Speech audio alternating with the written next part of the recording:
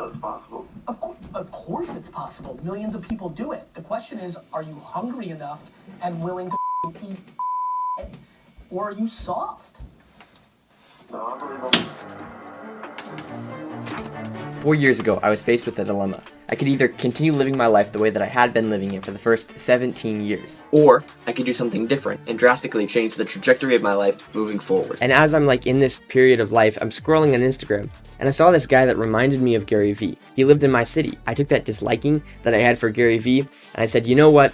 This person is more successful than I am. He must know something that I don't. I need to approach this from a place of humility. And that's when I started paying more attention to Gary Vee, and I wanted to actually take his advice. There are 3 major things that Gary Vee lays out that I wanted to follow.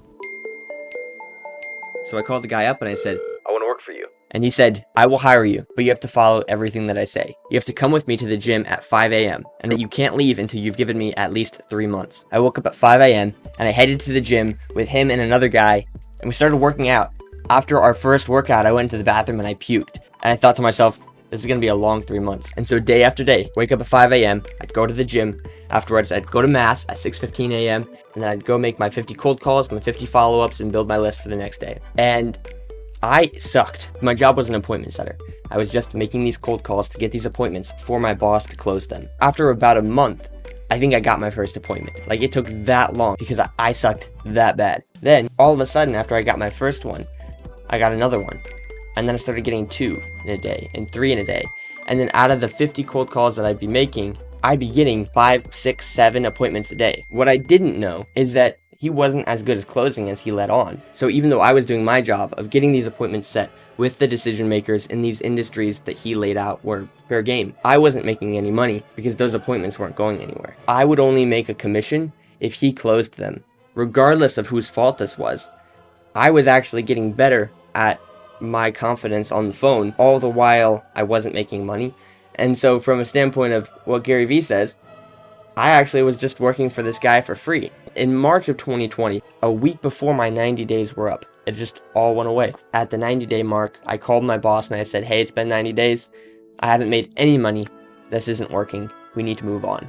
And he said, I completely understand. Now I'm back at square one. It's okay, well, what do I do now? So before I worked for this guy, I spent 4 years working for a marketing agency doing website development for them. And so I went back to this company and I said, hey, I just made a crap ton of phone calls. Can I just do sales for you? And they said, maybe we can just see how it goes. And on the first call I made for this marketing agency, I ended up closing them on a $10,000 website build contract. I couldn't even sign the contract because I was only 17, so my signature wouldn't be legally binding. And that's when I realized everything that I learned in those first 3 months was not for nothing. All of my friends at these prestigious schools got sent home, and they still have to pay for room and board for a place that they don't get to live in. And it clicked in my head, this is what Gary Vee was saying, don't go to college.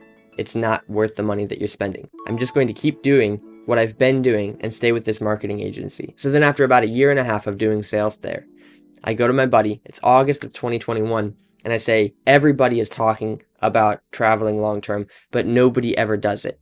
What's it going to take for us to do this together? He's like, I don't have enough savings to do this, and I don't have a way to work remotely like you can. And so I said, if I can help you get a full-time income online by the time it's ready to go, would you go with me? And he said, well, yeah, I hated at Lowe's. He decided that he wanted to freelance his video editing skills. And by October or November of that year, he was making maybe $1,000, $1,500 a month. And he's like, this is great. We have to go. We have to do this. And so on January 12th, 2022, we both board this one-way flight to Europe, and we're off. And we're just taking it week by week. And we're meeting people in hostels, jumping off cliffs in Portugal. We were hiking with Dominican priests in Ireland. We were getting knives pulled on us. We were getting almost trampled by goats in Italy. It was crazy. That's nothing compared to the great adventure that we had over this 4-month stint that we did when we went to Portugal, France, Spain, Italy, Monaco, Greece, and Ireland. And the things that we learned and the people that we met, we will remember for the rest of our lives. And so now I look back at the version of myself in 2019 who hated Gary Vee. All I wanted to do was go to college, get in a cool frat, make a lot of friends, and get a girlfriend. That was as far as my horizon saw at this point. Now I look back at my 17-year-old self, I think it's ridiculous how much bigger the picture is that I couldn't even see. And you know what? Gary Vee was right. The things that he's saying that are truly countercultural are really really good. He's honestly helping a lot of people, and if I didn't take his advice, my life would probably suck right now. It's not about Gary Vee. It's not about the gurus. It's about this idea that just because everybody else in the culture is doing one thing doesn't mean that thing is the right thing to do. In his letter, St. Paul says, test everything, retain what is good. And I think that we need to take that type of approach of intentionally looking at what we're doing and what we're believing, not just in our faith lives, but specifically towards the cultural expectations that we hold towards each other and the ones that we hold towards ourselves.